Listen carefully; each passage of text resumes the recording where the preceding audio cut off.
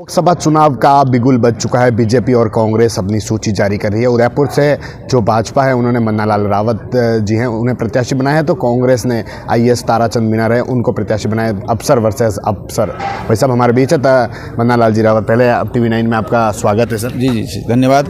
एक भाजपा ने आपको मौका दिया है सर, किस तरह से देखते हैं, क्योंकि सामने आपके भी जो आईएएस ताराचंद मीणा रहे वह रहे, कहीं के एक मुकाबला रोचक रहने वाला है, उसको कैसे देखते हैं आप? मुझे लगता है कि जिस प्रकार से यशस्वी प्रधानमंत्री जी के नेतृत्व में राष्ट्र का सभी व्यवस्थाओं को रूपांतरण हो रहा है, उसमें हम एक कार्यकर्ता के भाव से हम इसमें जुड़े हैं। और पहले भी सामाजिक मंचों पर और विविध संगठनों में जहाँ की जनजातियों के हितों का मामला हो, क्षेत्र के विषयों का मामला हो, और सभी को जोड़ते हुए 36 कौम को जोड़ते हुए किस तरह से स्थानीय मुद्दे हैं उनका समाधान होना चाहिए। लेकिन मूलतः हमारी विरासत है वो भी बने रखनी चाहिए। विकास अपने आप में एक महत्वपूर्ण विषय है, लेकिन जो हमारी अस्मिता है वो मूल है। इस भाव को लेकर काम करते रहे हैं तो हम वहाँ कार्यकर्ता के भाव से जुड़े रहे हैं। हाँ, ये बात ठीक है कि सामने जो है वो एक पूर्व IAS हैं और वो लोग ये भी कह रहे हैं वो दौसा के रहने वाले हैं और लालसोट के मूल निवासी हैं, पाली रहते हैं, जो भी है चीज़ें, तो वो उनका अपना चिंतन है। लेकिन हम क्षेत्र में एक कार्यकर्ता भाव से, और यहीं उदयपुर ग्रामीण क्षेत्र का मतदाता हूँ। दरियावत के पास में गांव है, कुलदेवी सलुम्बर में है, तो ससुराल खेरवाड़ा में है, तो हम तो स्थानीय हैं और हमारा अपना काम है, हमारा अपना क्षेत्र है, समाज है, और इसे बीच में उड़ते बैठते हैं, काम करते हैं, विषयों को आगे बढ़ाते हैं, और इसलिए आगे बढ़ाते हैं कि समाधान हो, अच्छे के लिए हो और विकास के रीति पर आगे बढ़ें। आप वनवासी कल्याण परिषद से जुड़े रहे हैं, 2003 से बताते हैं, तो सर उस समय आप अफसर थे और जो वनवासी कल्याण परिषद है वह भाजपा और RSS से जुड़ा, बताते तो उस समय आप कैसे काम करते थे? देखिए कि जो समाज का चिंतन है और समाज के विषय हैं, इनको कोई यदि अच्छे से समझता है तो वो कल्याण आश्रम समझता है।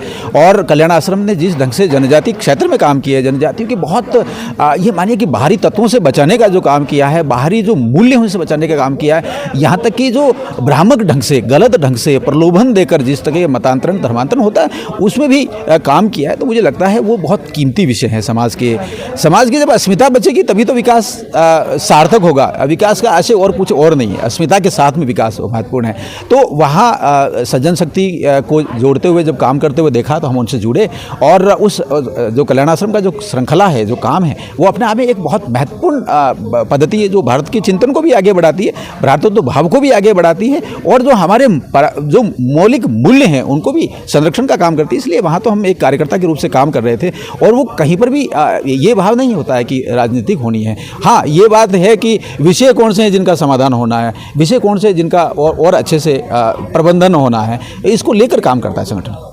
कैसे करेंगे सर, क्योंकि जो आदिवासी इलाका है उसमें वोटर्स के पास जाना है और उनकी जो आपकी नीतियां हैं उनको बताना है, क्योंकि जो जिस तरह से जो आदिवासी पार्टी है वह भी अपनी ओर दौड़ रही है, कांग्रेस पार्टी भी अपना जो कार्य वह बता रही है, तो आप किस तरह उनको लेकर जा रहे हैं, क्या एजेंडे हैं आपके इस चुनाव?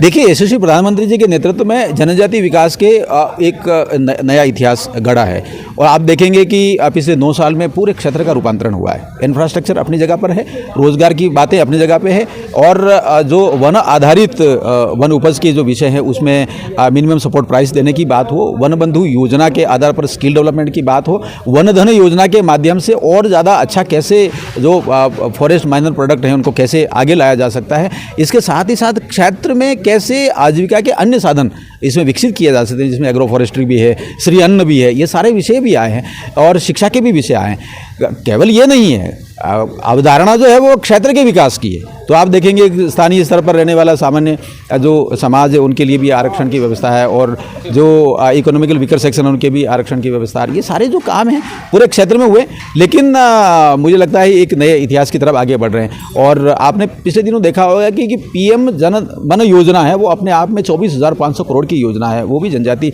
क्षेत्र के विकास के लिए, समस्याओं के निराकरण के लिए। तो बहुत सारे विषय हैं जिनको गिनाएं तो एक लंबा समय लगेगा। मुझे लगता है कि ये अपने आप में ज़्यादा महत्वपूर्ण है कि भारतीय जनता पार्टी विभिन्न विषयों पर काम कर रही है, क्षेत्र की अवधारणा पर काम कर रही है, क्षेत्र के विकास को कैसे चरम पर ले जाएं उसके लिए काम कर रही है। तो मुझे लगता है ये काफ़ी महत्वपूर्ण है, इसमें जुड़ने में बड़ा अच्छा लगता है। एक जो आदिवासी पार्टी थी, भारत आदिवासी पार्टी, विधानसभा चुनाव में भी 3 विधायक ले जाती है, और जो वोट वोट की संख्या देखें तो काफ़ी वोट ले जाते हैं, उससे कैसे मुकाबला कर पाएंगे? देखिए, जो भारतीय जनता पार्टी का कार्यकर्ता बहुत निष्ठावान तरीके से काम कर रहा है, संवाद के साथ काम कर रहा है और हर विषय का समाधान की तरफ जा रहा है। तो अब जो भी परिस्थितियां रही हो उसमें 2-3 बातें अगर आप जोड़ते हैं तो देखते हैं कि गुजरात में भी इनका कैंडिडेट उतरा था और 16 जगह पे चुनाव लड़े थे, 13 जगह तो नोटा से कम वोट आया। तो नोटा से कम वोट आ रहा है तो आप संकेत समझ सकते हैं। दूसरा, राजस्थान में कोई रचना लाया है तो वो एक तरीके से अपने जो ओरिजिनल इनकी रचना थी, जिसमें वो कहते थे ना लोकसभा ना विधानसभा, सबसे बड़ी ग्राम सभा, ना तो ये लोकसभा को मानते ना विधानसभा को मानते, तो ये फिर जिसको मानते वहीं बैठो, आप चुनाव क्यों लड़ रहे हो? ये एक प्रश्न है जो सारे लोग पूछ रहे हैं। और दूसरा, अगर यहाँ पर आए हैं तो इनसे ये भी पूछना पड़ेगा कि जो ओरिजिनल जो बीटीपी थी उसमें तो ये था कि जो चुनाव एक बार लड़ जाता है वो दूसरी बार नहीं लड़ेगा, आप उस संगठन को छोड़ के क्यों आए? तो ये एक प्रलोभन है, एक लोभ है और एक एक्साइटमेंट है, उसको लेकर ये आगे बढ़ते हुए नजर आ रहे हैं। और ये एक तरह से कहीं पर भी जो ओरिजिनल मूल्य हैं क्षेत्र के, उसको लेकर जो सद्भावना है उसको लेकर, जो समरसता है उसको लेकर काम नहीं कर रहे, उसको तो खराब करने का काम कर रहे हैं। ऐसा भी यदाकदा ध्यान में आता है। कई बार ये कहते हैं आईपीसी लागू नहीं होती, तो वो भी झूठ बात कर रहे हैं। 7,500 युवाओं के खिलाफ एफआईआर हो गई, आईपीसी की धाराएं लग गई, वो युवा जो है वो भटक रहा है, उनको नौकरियां नहीं मिल रही है, पुलिस के वहाँ से जो चरित्र प्रमाण पत्र नहीं मिल पा रहा है। तो ये बड़ी रचना बड़ी अजीब सी है। और ये वही है जो पहले भी झूठ बोले, आदिवासियों की राजनीति करने की बात करते हैं और माननीय द्रौपदी मुर्मू जी को इन्होंने वोट नहीं दिया। एक एमएलए तो उनका सोता रहा घर जाके उस दिन वोट के दिन, और दूसरा जो है उन्होंने वोट नहीं दिया। तो लगता है ये एक विसंगति से भरा हुआ एक रचना है और उसी में ये उलझे हुए हैं। ठीक है, अधिकारी के सामने आपका अधिकारी हैं, क्योंकि वो भी आईएएस रहे हैं, आप भी परिवहन आयुक्त रहे हैं, तो सर कैसे देखते हैं, क्योंकि लोगों की किस नज़र से आप देखते हैं और उसको कैसे कर पाएंगे आप? देखिए, हम कार्यकर्ता के भाव से काम करते हैं, समाज के साथ रहते हैं, समाज के मुद्दों को एक लंबे समय से आप देखिए पिछले 25 सालों में लगातार उस पर एक्सरसाइज किया, काम किया, समाधान के स्तर पर भी ले गए। जो समाधान जहाँ हो सकता है वहाँ तक ले गए। ये हमें पता है कि कोई काम हम नहीं कर सकते, तो हमें ये पता था कि ये उचित स्तर पर इसको ले जाना, वो काम किया है। तो ये जो संवाद है वो मूलतः कार्यकर्ता का भाव से रहा है। और दूसरा आप देखिए कि हमने जब विषयों को उठाए तो लोगों के बीच में लोगों के अपने विषयों को लेकर उठाएं, एकाएक कोई एक्साइटमेंट हुआ और कोई बात हुई, ऐसा नहीं है। लेकिन सामने वाले जो माननीय जिनको टिकट दिया है वो तो दौसा के रहने वाले हैं, ऐसा लोग बाग कहते हैं, लालसोट के रहने वाले हैं। बड़ो हुक्म है, मेवाड़ में बोलते हैं बड़ो हुक्म, वो हैं। तो बड़े हुक्म तो एसी के रूम में बैठते हैं, एसी के कमरों में बैठते हैं, वहाँ काम करते हैं। तो मुझे लगता है कि धरातल पर तपना पड़ता है, साधना करनी पड़ती है और समाज की जो स्थानीय बातें हैं, स्थानीय संस्कृति, उसको समझना पड़ता है। तो वो जो कार्यकर्ता का भाव हमने रखा है, पूरे व्यवस्था में हम एक छोटे से कार्यकर्ता के रूप में ही रहे हैं और उसी रूप में काम किया। नौकरी को हमने आजीविका का एक साधन माना, हाँ, बचत ही आय है, इसी पर चले हैं। तो मुझे लगता है काफ़ी सहज भाव से रहे हैं और इसी नीति पे आगे बढ़ेंगे। एक आपका दोहा जो काफ़ी वायरल हो रहा है, राम राम का, उसकी क्या ज़रूरत पड़ी और उस दोहे की कुछ पंक्तियाँ भी हमारे दर्शकों को सुनिए। नहीं, ज़रूरत पड़ी ऐसा नहीं है, हम तो जैसे हैं वैसे ही है, जो अंदर है वो बाहर है। और एक सहज संबोधन है जो क्षेत्र का, वो राम राम है। और आज तो ये वातावरण भी राममय है और रामलला का प्राण प्रतिष्ठा हुई उसके बाद तो और भी ज़्यादा सहजता इसमें है।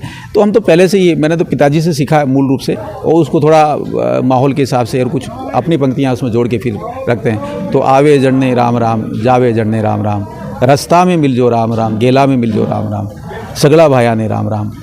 इस तरीके से एक दो है, तो संवाद करने में ठीक रहता है। और ये तो स्थानीय संबोधन है, इसमें कोई भी नई बात है, नया क्रिएशन है, ऐसा नहीं है। तो सहज है, जो अंदर है वो बाहर है। तो ये थे भाजपा के जो कैंडिडेट है मन्ना लाल जी रावत, जिनका कहना है कि जो आदिवासी क्षेत्र है उसमें जो मोदी जी की जो योजना है उनको धरातल पर ले जाएंगे। साथ ही जो दूसरी बात है जिसमें कांग्रेस के कैंडिडेट की बात हो या फिर भारत आदिवासी पार्टी हो, उनसे भी एक मुकाबला देखने को मिलेगा। TV9 के लिए राजेश डांगी।